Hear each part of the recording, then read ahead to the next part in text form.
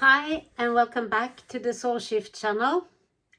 Yesterday I had a conversation with a friend about traveling, visiting cities and how much you actually manage to see in one day. And it struck me, when do you actually see something? Is it when you see the monument, or is it when you experience it? Or is it something totally different?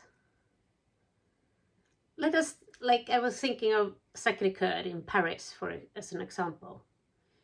You go there, you see the church, you might go inside and sit for a while and look around.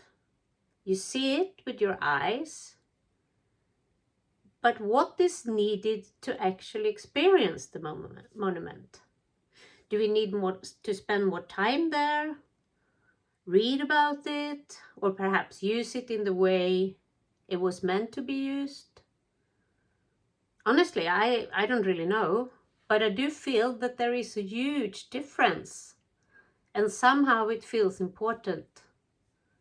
Since everything is energy, there must be so much energy surrounding places like that, from all the people who worked so hard to build it, all the people who have spent time there mourning, celebrating, or simply seeking comfort, all the tourists from all over the world, or just simply all the people who live just next door. There must be so much more to experience in and around the church than what reveals itself to our eyes. Which senses are meant to be used? Is it enough to simply sit there for a while, or do you have to do something else? I mean, perhaps it is enough just to see a building, but I simply couldn't let the thought go.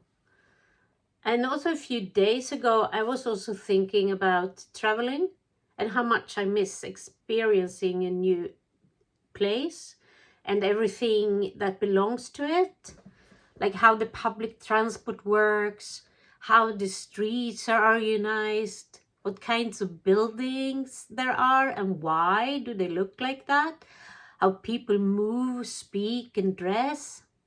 I always find it so incredibly inspiring. Perhaps it is the same with a building or a monument, only slower and not as easy to understand. The house we live in is from the 18th century, and many times I wonder how much of the energy of the people who lived here before is still present. In the walls, in the garden, in the stable, or anywhere on the farm. Life must have been very different from what it is today. And I'm tempted to think that I'm the lucky one, living here now with indoor plumbing, running water, central heating, and electric lights. But who knows? Perhaps we are missing something that they had back then. And perhaps they were much happier. Just because we think we need all these modern things doesn't necessarily mean we do. Maybe they laughed much more during their lifetime than we do today. That's a little of what I mean. Like, how do we truly experience things like monuments, new cities, or other lifetimes?